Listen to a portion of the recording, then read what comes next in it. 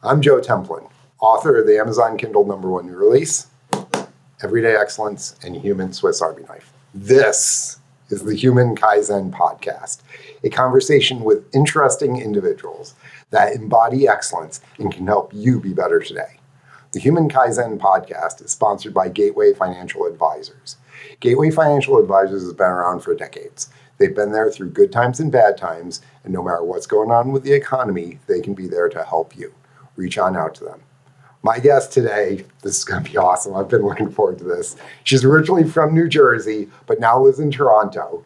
She teaches writing because she does writing. She's a member of the board of directors of the University of Toronto Schools, co-author of 6 historical novels, and her solo book, The Virgins of Venice, drops roughly a couple of weeks, month after this podcast will air. This is my friend and soul sister, Gina Buonaguro. Gina, I'd give you a big hug if I could, but you're too far away. Oh. Yeah, thanks so much for Gina, having me what on, are Joe. you reading really or learning it. right now? I am still steeped in Venice, even though my books have finished and about to come out. I am working on a follow-up to it. And so still thinking about Venice in the 1500s. So I got to ask you this question. As a fellow writer, the instant that you finish a book and you sit down, you realize that, it's been sent off, there's nothing you can do there. Do you start writing the next one right away? Yeah, in a way, yeah. So, there's kind of a recuperation period and there's a lot of note-taking and thinking, but yes, I think if you call yourself a writer, then you move on to the next project. I will say that also I've there's some focus on marketing and you make sure your website's up to date and all that kind of stuff. So there's that, but there is thinking about the next project for sure. So with that, next project, and you said you're researching stuff like this, how you write your, genre or your space is just completely different from mine. So talk to me about how you go about writing, because this just fascinates me. Yeah. So as you mentioned, I did write co-authored 6 books. And so that was a different process. So this book represents my first solo project.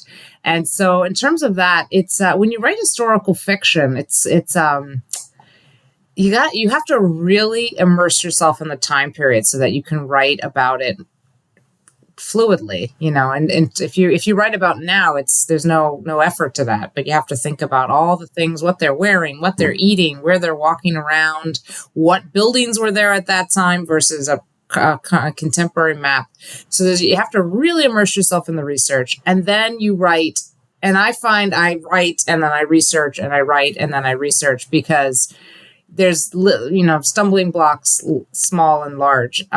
And the other thing is the historical events of whatever took place are very much, I find that I wanted that to shape the story. So if there's a war or a battle or a plague or some major building burned down, that probably will end up in my plot or certainly be mentioned. So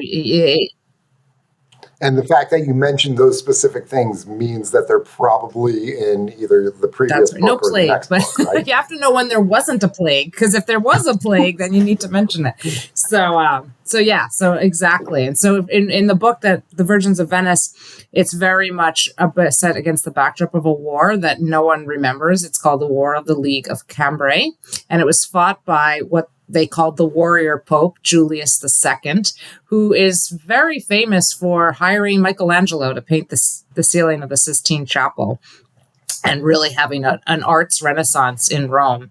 But he liked to wage war. And so he would take, at that time, popes were kings, essentially, right? And so he was looking to reclaim land in other parts of Italy. And he started this war against Venice with France. And this war lasted for about 8 years. And there was a lot of switching of sides. But when the war started in 1508, it was against Venice. And then Venice was quite famous for really never losing battles on their soil. And the city of Venice itself was never invaded, actually, until Napoleon invaded it centuries later. But their territory extended beyond what we know as the city of Venice, went through all of northern Italy. And the Pope attacks, and they lose a major battle on their mainland soil. And this really impacts the city, and it impacts what the characters do. And there's always this backdrop of worrying that the city will be sacked. And so I felt you really need to bring that in there. You can't forget, and that it is very much a part of these people's psyches. So that is. So you literally have to live in this world and think like somebody who, is walking down the street of Venice in 1508 or whatever. That's right, 1509 in my case. Yeah, and I'm quite lucky because the time period I'm writing, there was a very prolific historian, diary writer named Marin Sanudo, and he was writing about the government affairs in particular, but he kept this meticulous diary for something like 40 years. And it's so helpful because you can actually go to the date where he wrote something. And this happened or that happened. Wow. Even small things. There was a party. There was a festa, they call it. Or big things like, oh my God, we just got the envelope with the gallows drawn on it where we just found out we lost this battle on the mainland of Venice, and people started crying and screaming. And so he made it super helpful for me in terms of that, but also other books where, that he was more talking about the government. So, my book is actually about, women. And so what was happening to, what was it like from their perspective? And so it takes place with two sisters. And if you were a noble woman, you had to your father decided if you were going to get married or be a nun. I have the two sisters follow those paths. So what was it like for them? And so there's all sorts of, books trying to delve in, academic books. I'm indebted to, academics and historians for researching this and allowing me to get a glimpse of what these people might be thinking and doing. All right. So I got to ask, where does this fascination come from? Because nobody goes this deep into any particular subject unless it is truly resonating with them. Yeah. So where does, this love of Venice It's kind of funny how it evolved because while I would say I've always been interested in Italy, I'm of Italian-American descent. It actually kind of started with my co-author. When we started writing a book together, she loved Venice. And we wrote some books that were partially set in and around Venice. And then we had actually, our last book that we wrote together was called The Wolves of St. Peter's, took place in Rome. And we were planning to build to write a sequel set in Venice. For various reasons, we sort of amicably parted. But we had done years of research in Venice, and I just became interested in it because I knew so much about it. And so it's, even though I've never formally gotten a master's or PhD in Venetian history, I feel like I've kind of gotten one at this point. And so I guess the research led to the love in a way, because now when you know something so intimately, you can't help but love it. And so, and also, it's a lot of historical fiction writers you'll find will do series or they'll do the same time period, because when you spend so much time delving into a period so deeply, it's so time consuming that to start an entirely new period takes a lot of work. So, and you're literally thinking like people who exist in that. And I love what you just said about the research leading to the love, because we see this in a lot of other spaces. Like, for example, athletes, like martial artists, the deeper they go into it, the more passionate they become about it. Mm-hmm. Musicians, the deeper they go into it, they're getting into the finest points, the greatest intricacies. And that's where the true passion for it really comes on out. And so for the listeners, anybody who wants to be excellent, you need to go deeper than just the surface. Surface is nice, it's pretty and all that. But once you start digging down, that's where you start finding the stuff that's, this is interesting. That's fascinating. I want to pursue that. And all of a sudden, you're writing books about 15th century, foreign countries. Yeah, it's true. Yeah. So, having co-authored books and also written ones on my own, like you have, but you're different spaces.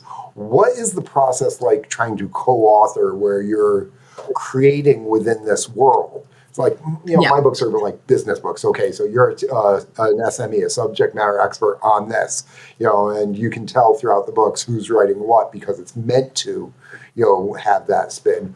But in fiction, it should be a cohesive narrative, unless it's told from a different point of view of different characters, in which case it needs their voice. So please, shed some light on this. Co-authoring is interesting. It's a lot of talking, actually. So initially we lived in the same city, so we'd get together, and then eventually I moved to Toronto, and she was still in her city, and so we would Skype and visit. So it's a lot of talking, a lot of back and forth, and Google Docs became a very useful tool because you do want to get that unified voice. Though sometimes you'll see co-authors where they actually write from dual points of view or dual timelines or something, where maybe one person's writing each section. But for us, we were going for a unified voice. So we would, one of us would usually write a chapter and then the other would revise it, and we'd go back and forth so much to make it as unified as possible until the very end of the process was that we were reading it out loud, every single word, and we would debate, sometimes a single word, whether we would use it. I remember we ended up with our first book, we had this whole conversation about, she used the word plane tree, which is what we know a sycamore to be. And our protagonist was an American. And I said, I've never heard the word plane tree before, So she said, so we kind of finagled it so that, we could use both, what she would call a sycamore, what he would call a plane tree. So anyway, just things like that to kind of get that, cohesive voice together. It was very time consuming because you did have to discuss sometimes every single word. So it's been interesting to shift now to on my own, where obviously I need to think about every single word, but I guess I get the final say. You do have editors. Yes, you do. You do have editors and proofreaders and copy editors. So there is that. And the other thing you need to think about when you think about historical fiction is, should you use a certain word that may not have existed at that time? But then it gets really tricky. So give me an example of that. Okay, so if you use the word. We wrote our World War II book together, and we had great delight in using the word snafu. Snafu is a word that came out of the World Wars.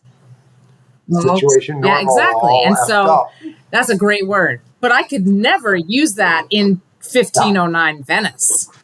It just wouldn't even, right. And of course I'm writing in English and they would have been speaking Italian, but you try to get it so that it has an older sound to it. We had my co-author and I would have lots of discussions about this, and you'd see this in TV shows where they, like, I think there was a show called Rome. It was about set in ancient Rome, and they use quite modern language. And so there's a lot of discussion of, should you be using the modern language, or how authentic do you want to be to that? There was even, I don't know if you saw this, on Netflix, there was a very controversial adaptation of Persuasion by Jane Austen. I don't know if you heard about this. It came out this summer. And no, Jane Austen fans are quite fanatical about Jane Austen works. And so I would say the most famous adaptation and most successful adaptation of any Jane Austen work is the BBC version of Pride and Prejudice with Colin Firth. Everyone loves that one. Anyway, so Netflix did one of Persuasion, one of her novels, and it was very controversial because it had these very modern phrasings that Jane Austen would never wrote, and so they were trying to bring it to the modern audience, and so some people loved it and some people loathed it, and so it's quite controversial over whether it worked or not. But that said, people talked about it for a while. Yeah, it's like the updated version of Shakespeare that we've seen. That's right. It would be the same thing. And Shakespeare's an interesting one because sometimes he is very difficult to understand for the contemporary audience. And so I kind of, like with my kids, when they have to read Shakespeare, when they read the version with the original Shakespeare and then the updated language, I kind of get it, right? Because he's so hard. Jane Austen, I would argue, is not as opaque as Shakespeare. No, she doesn't have quite as many innuendos either.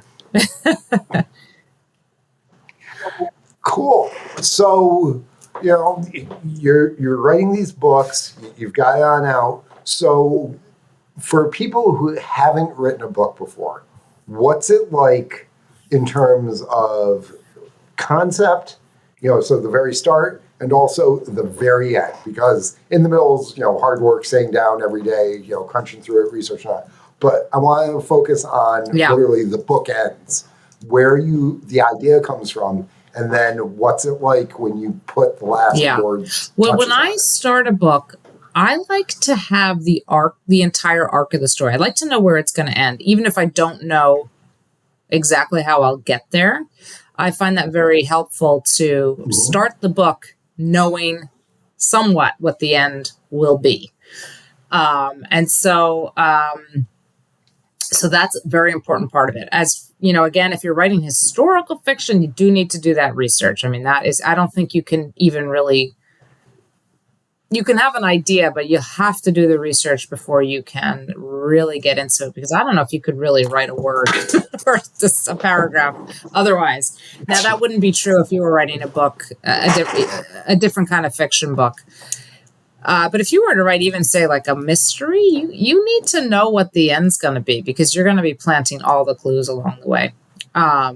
So in one of our books, the Wolves of St. Peter's was a mystery. So, that said, the author might not know the murderer right from the beginning, but they certainly have to have a lot of people that could potentially be the murderer. And so then you have to come up with all the reasons why that person is. So anyway, so you have to...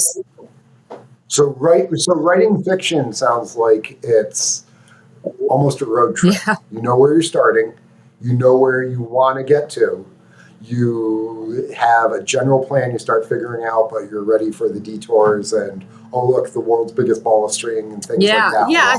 Some writers will plot every point before they really, they'll write in a very extensive outline. So that works for some people. And some people just start writing. They take the blank page and they start writing. For me, I would say I'm kind of in the middle. For me, that works better. I need to know where I'm going. And I would never say to anyone, don't do a certain way if it works for you. That said, a lot of people start novels and never finish them. So you do need the ethic to do that. So then, as I said, I kind of write and research along the way. Then you finish it, but it's not finished. You're going to have to do multiple revisions, because you'll notice things that you got wrong, or you'll notice clues that you want to plant earlier, or things, then there's that back and forth. So that can take a while in and of itself. So... Yeah, you're looking overwhelmed. Speaking of, you know why? Because I'm trying to start a new novel and it feels overwhelming. My co-author and I used to joke, we loved the idea of having written, not the actual act of writing. So, because I know my beginning and I know my end, and that middle, I was like, oh, got to get more of the middle before I can start. Yeah. And of course, you want it to be interesting. So you need interesting plot points along. I mean, there is an argument for sort of the more literary fiction that's sort of less plot driven and more character driven. But for me, I like reading books with plots where things happen, dramatic things, even if it doesn't have to be a war necessarily. I mean, you don't actually ever see the war that's in my book. It's the backdrop to it. No battle scenes. But, there's got to be things that are happening that impact the characters, that cause them to do things. And to me...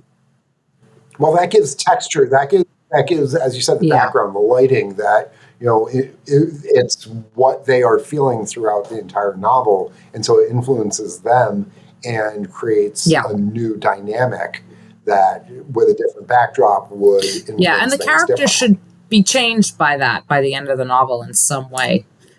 Again, and maybe it depends on the genre of book you're writing. Maybe that wouldn't be true of like a straight up thriller or something like that. And I'm not making any judgment on any type of book, but for the type of book I want to do, I want it to be exciting, page turning, things happen, the character evolves and changes, and that's the kind of book I like to write. But there are lots of different kinds of novels out there for sure. Right. We all have our own voice that we write in. So, as a fellow writer, I gotta ask you: when you finish the book, do you have postpartum? Basically? Yeah, it is a kind of like, what now? You mean like a depression kind of? Almost. So, like, when I was writing Everyday Excellence, one of the things I did is that I used my habit stack. So every single morning after I'd work out, I'd sit down, I'd write 2 days in the book. And, even if I, threw out 75% of it, I had to do that every single morning before leaving the house to make sure I was making the progress. And that's how I was able to write a 700 plus page book in under 6 months. But when the day after I sent it off to there, and then we were doing minor edits, throughout the whole thing, and I had some friends reading it. So it was evolving even while it was being written. But when I sent it off to the editor, and then the next day, I start my morning habit stack, I go for my run, I sit down to write. I sit down, and I'm literally like, right. What do I do? I can't work on the book. I'm like, what? So, I literally wandered around useless for about 5 minutes, like, what the hell do I do?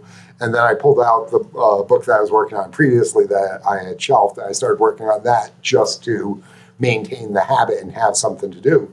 But over the next couple of weeks, it was like actually getting worse in some ways. It's like, you're like flailing around. Yeah. And and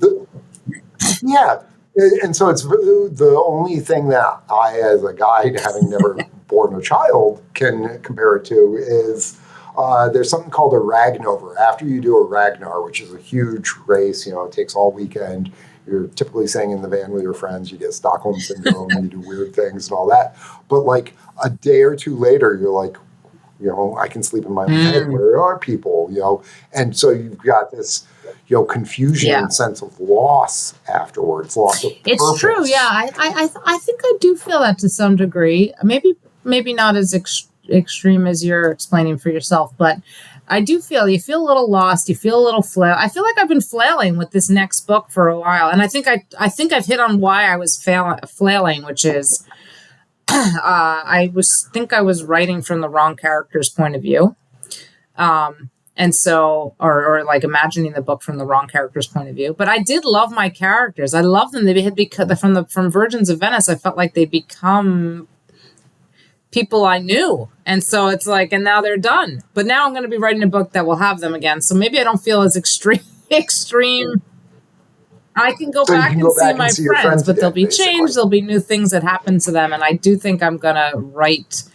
I was going to write from a different character's point of view. I might write again from the one from the previous book. So maybe I haven't said as goodbye as much, but the flailing, as painful as it is, sometimes is actually part of the process.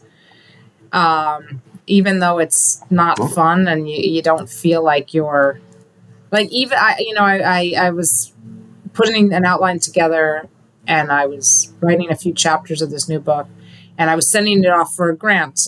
Canada has some really good granting agencies. And so I was like, okay, I'm going to send this for the grant. And literally the moment I hit send, I'm like, that was all wrong.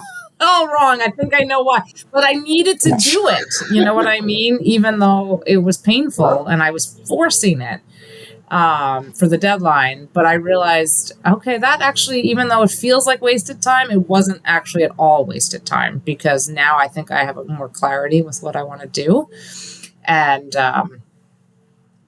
so I think that helps. And I too, like you, try to do, I don't do it it's funny, I thought I'd do it in the morning, but I find if I don't get all these niggly, stupid, like life things done in the morning, then I can't focus. So I tend to actually do it in the afternoon. But it's interesting. Do you know Chris Hadfield? The astronaut? I know who he is. I do not know him personally, but for the U.S. listeners, please Chris tell Hadfield them is who Chris is. A Canadian astronaut who did go up to the space station a few years ago, International Space Station, and sort of famously took pictures, engaged with people on social media, and also played guitar and sang up in space. And so he sort of made space much more accessible to the common person. So he's in Canada, he's sort of quite legendary. And for various reasons, maybe because Canada's a small country, I have met him. And he wrote his first novel. It came out last year called The Apollo Murders, and it's only a book that an astronaut could have written. So it's a fun, interesting book, and he's working on his next one. And he actually said the same thing. He's like, I have to get all that other stuff done in the morning, then I write in the afternoon. I was like, oh, you're the only one, because everyone always says do it in the morning. And I just find I can't. But the risk is that some days the days get away from me, and that's not great either. So. I met another writer, and she's like, as long as I do one thing a day on my book, even if I write a note on a napkin of like an idea, I feel like, okay, at least I did something. So sometimes that's what I try to do.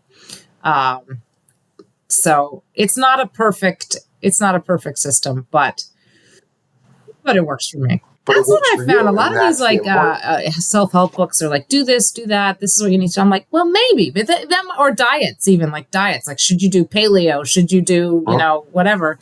And I was like, whatever works for you is my thing. Like, so for me, I have found things that work for me, but I have realized that things that work for me don't necessarily work for other people.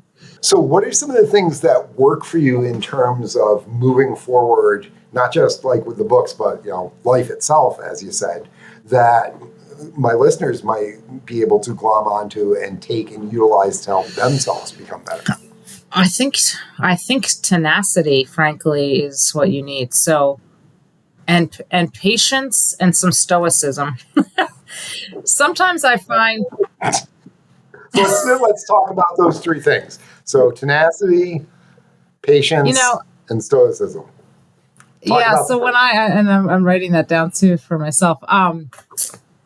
When I had my babies, I found a lot of mothering is just, you got to get shit done. I don't know if you can curse on this podcast. You just got to get stuff done, even if you don't feel like Absolutely. It, even if you're exhausted, you just got to do it. And sometimes you just got to be patient, whether it's a tantrum or like potty training or whatever, all these unpleasant things that you just got to get done. And there's a lot of people now in life are like, oh, you should do what you want and you should be happy. And I was like, I don't know. I mean, of course you want to be happy and not miserable, but I'm not sure actually that's the key to life. And so I think the key to life is being a responsible person and caring for and loving the people in your life. And sometimes that sucks. And so, and same with writing a book. It's not all fun. And that's true probably of every job, right? Some jobs are worse than others. And I feel incredibly lucky that I get to write a book. Don't get me wrong. But it's not like I'm sitting there so happy at my desk every moment of the day. You think people aren't bringing you cupcakes and like rainbows constantly. I've never gotten a cupcake. So anything like that. Even when you see with your kids, and I have a daughter in grade 12, and she's like, when is this going to end? This is a hard year. When do I get a break? And I'm like, maybe in January. Like, it's going to be a little while. You're going to have to slog through it, get stuff done. You find moments of fun and joy and grace. You don't make it all horrible, but there are periods in your life where you just got to slog through it. And that's the tenacity, I think. And what? You finish, grade 12, guess what? You guys go to grade 13, but, down here, then you go off to college or university. And you know what? Then you finish that. It's either grad school or you get a job. So, you know what? There's no, happily ever after at any point. It's always going to be working and difficulty and overcoming 100%. Obstacles and, being tenacious, like and you said. And so stoicism. Sometimes you just have to endure things, even. And I'm not saying I'm always happy. Like, it's not like I'm like, oh, it's so easy and so great. Like, there are times I feel just absolutely miserable.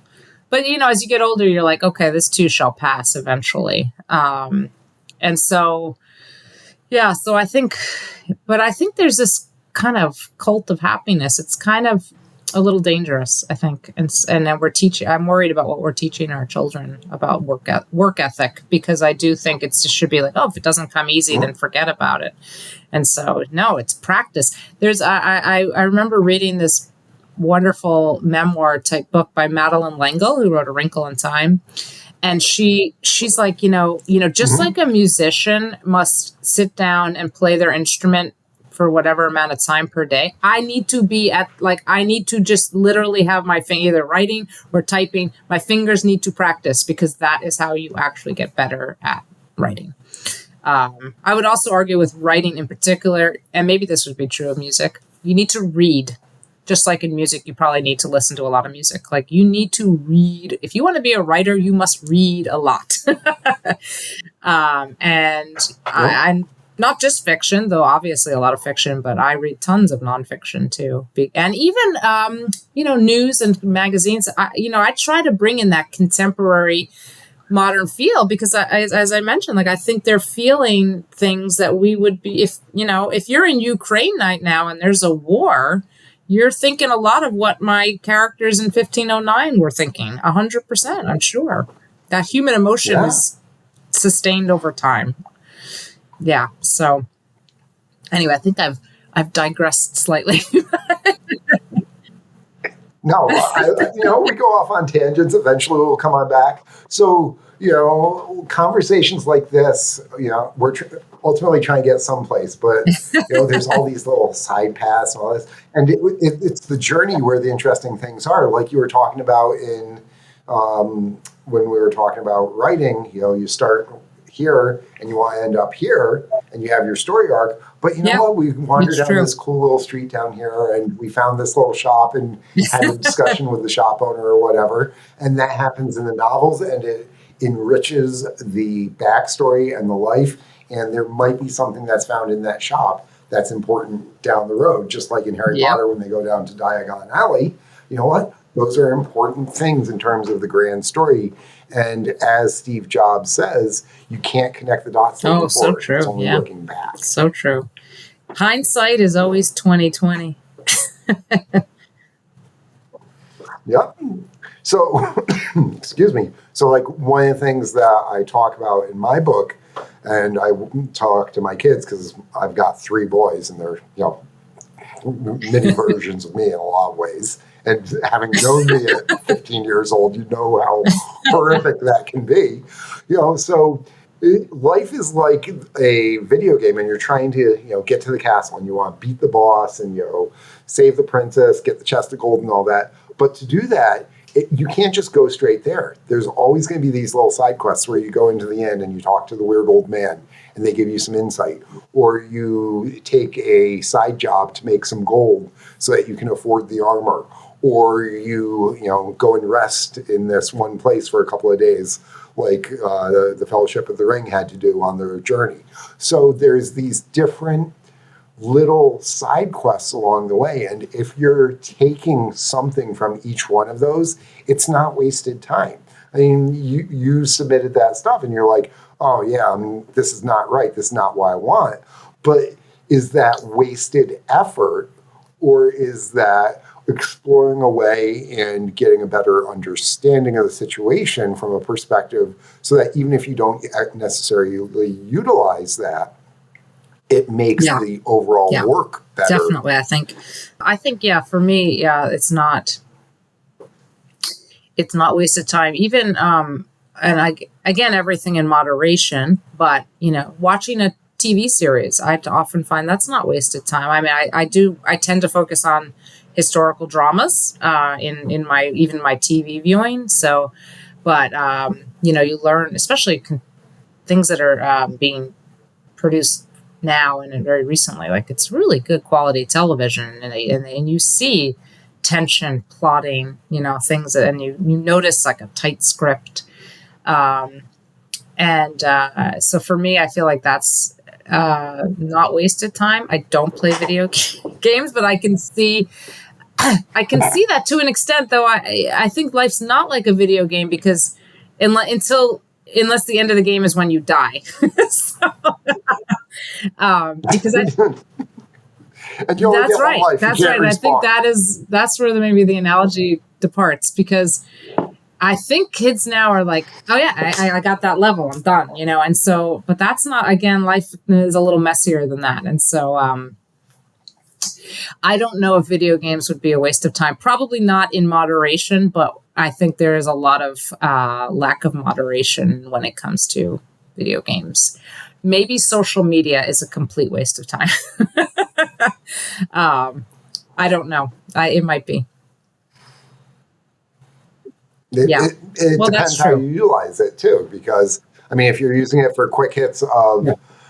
entertainment or information or to get a different perspective, then it's additive. But if you're sitting there and you're doom scrolling and you're just trying to avoid, doing other things, then Yeah. it is very extractive. And it's hard to and control that sometimes. destructive. I have an anonymous Twitter account, and so I followed this one Twitter account that's the doom scrolling. And after once in a while, it'll be like, "Are you doom scrolling? Wouldn't it be better to take a walk?" And I was like, "Yeah, it's a really good point." So I feel like sometimes it's so addictive, right? And so you need to. I know. Well, it's It designed scares me that for way, our actually. children. I mean, it is literally Yeah. more addictive than crack cocaine or I really processed worry about sugar. our children, because if you and I as grown adults are finding it hard to do that, what hope do they have? I don't know. Well, that's where it comes Yeah. down to us not being their friend, but being their father or their mother and saying, no, I know you Yeah. want to do that, but I'm not going to let you do it. Same thing as like, I know you want to eat 20 cupcakes, but I'm not going to let you do that because you're going to It's get true. sick and Yeah. it's going to be bad. So teaching them not necessarily discipline, but restraint, temperance, as the Stoics would say, so you Yeah. can have some, but not too much.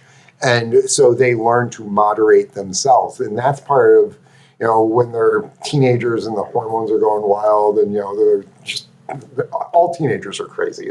Let's just establish that fact, because they're just going through so many biochemical changes and figuring it out and social pressures and all this other stuff going on. So learning to have their own internal, almost like, guardrails to say, okay, I'll do this, but I'm not going to go 100%. beyond that, So I'll have 2 cupcakes, but I'm not going to gorge on it. I'll play video games for a little bit, but I'm not going to sit there all day long, I'll go hang out with some interesting people, but I'm not going to go hang out with the people that are, doing hard drugs and stuff like that. So knowing where some limits are to be able to start developing themselves.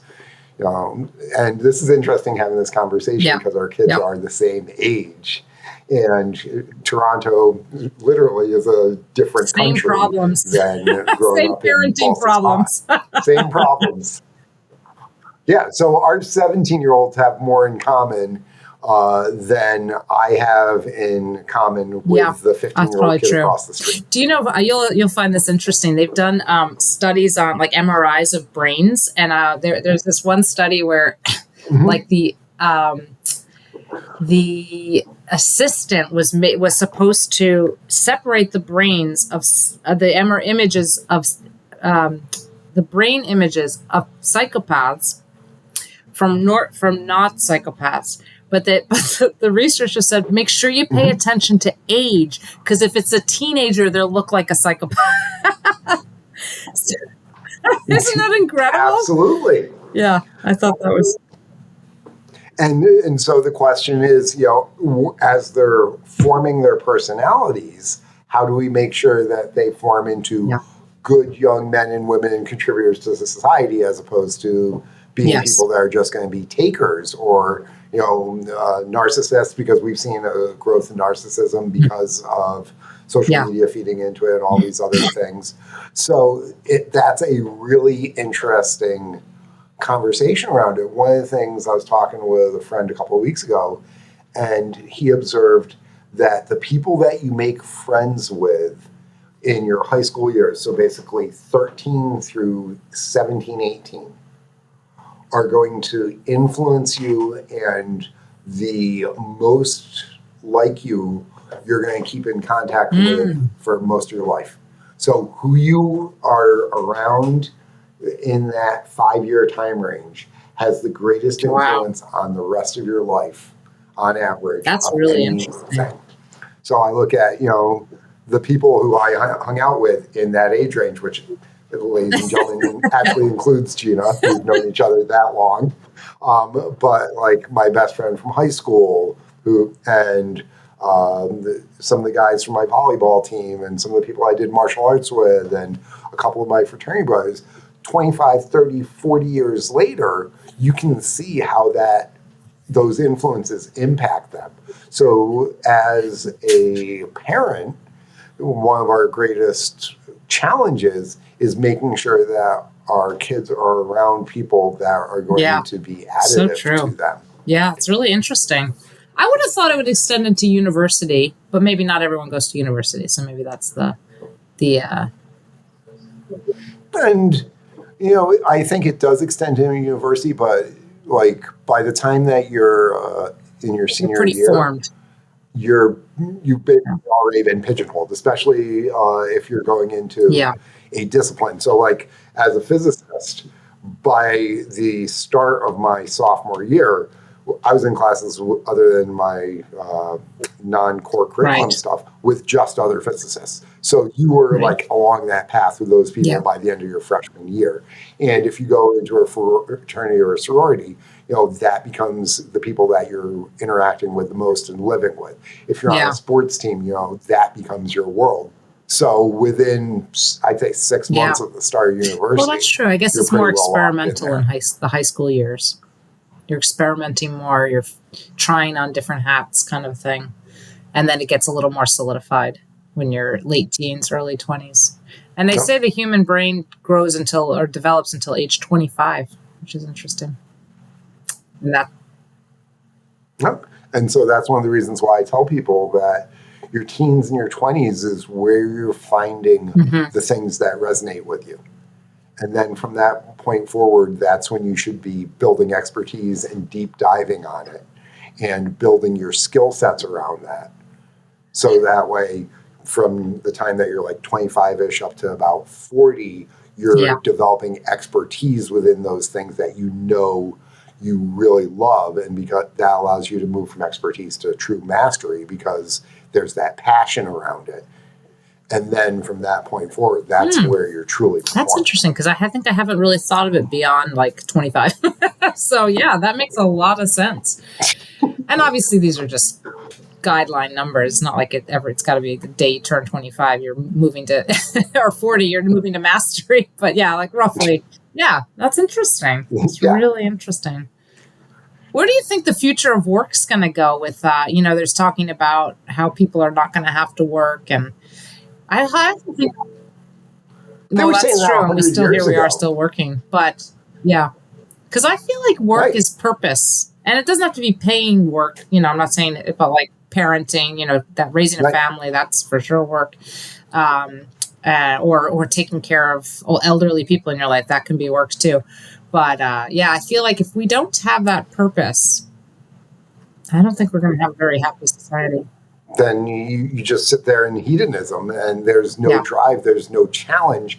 And without challenge, you don't improve physically. I mean, you can't develop muscles, you can't stretch your brain unless you're doing harder problems. I mean, you start with easy math problems and get to harder ones. You start with just learning the alphabet, and eventually you write books. So you have to have that increasing challenge overall. But the meaning of work overall, having that purpose, this is actually something, my dad's now 82, and he retired at 80 during the pandemic. And we had a lot of serious conversations leading up to that, and even after it. And I've had these with a bunch of my former clients who have transitioned into retirement, because if you retire and then you don't have something to get up for in the morning, you're going to die. You need to have something that you look forward to. And talking to a bunch of gerontologists, that you need to have physical health and challenge. So you need to continue to do resistance training, swimming, aerobics, stuff like that. You need to have social connections. And this is part of the problem as people start passing on, is the social network shrinks. So actively working to expand that is critical. And you need to have something meaningful that you're working towards, whether it's volunteering for a church or other organization, whether it's tutoring kids, whether it is when you retire, that's when you start writing your book. My dad actually picked up competitive bridge right before he retired to keep his mind sharp. And like he now travels all over the Northeast of the United States and plays all the time, and he's really into it. And he's building new social connections from it. And he's getting the dopamine hits of the new experiences, all this. It's a challenge, but it's forcing the mind to continue to work and improve and do stuff. And my dad hopefully has another decade plus in him of this. But I have seen all too often people retire, they sit on their butt, and they get old at that point, and that's why they pass on way too quickly, because they don't have anything meaningful to really good point. work towards. So your dad sounds like a real dynamo. I'm and he had you. Like that explains a lot. And I'm the normal one in my family. So, and actually my dad's going to be coming on a future episode of the podcast. And I'm really looking forward to that, because he'll be able to hopefully not tell too many embarrassing stories about me, but it'll be a chance to capture it so that, his great-grandchildren will be able to look back and see some of the lessons from Grandpa and some of his insights. So that's looking forward to That's great. So, Gina, this has been like awesome. When we stop recording, I'm probably going to keep talking to you just because I enjoy this so much. But I mean, do you have any calls to action or last words for our listeners? Boy, yeah. So I think you do whatever you choose that you want to do, whether it's writing or something else. You have to not say you're going to do it. You have to do it every day or close to every day. And maybe it's just writing that idea on a napkin, like somebody told me, or whether it's like you, Joe, where you literally said, I'm going to write 2 pages a day or whatever it was that you're going to do every day. You got to do it every day, and you got to be tenacious about it. And sometimes it won't be fun. You have to do it even when it's not fun. Life is not all constant fun. I sound like an old lady. but the rewards of having done that are great, which is like, when I get one of my books in my hand, I was like, here's one of my books. I feel like I birthed a baby, with one of these books. Oh, when it first arrives and you open it? I cried, yeah. No, okay, I'm not weird. It is like I you did the same thing. Birth a baby. That's the only comparison I can take with it. And so you're like, wow, and then you launch it into the world, And so and then it's still out there. Your grown child, it's out there checking in every once in a while. But and you really get a lot of. I think a better word for than happiness is joy. You get a lot of joy out of it. And so you have to put in the work and the practice, even when it's not happy, to get to the joy. I think that's what I'll leave your listeners with. I think that's absolutely awesome. So, Gina, I want to thank you. We'll, in the show notes, have all the links so people can find your books. We'll push this on out. And I look forward to actually coming up to Toronto and seeing you after way too long, my friend. This has been the Human Kaizen Podcast. The Human Kaizen Podcast is sponsored by Gateway Financial Advisors. Gateway, they can really help you out. I'm Joe Templin. Be excellent and grow today.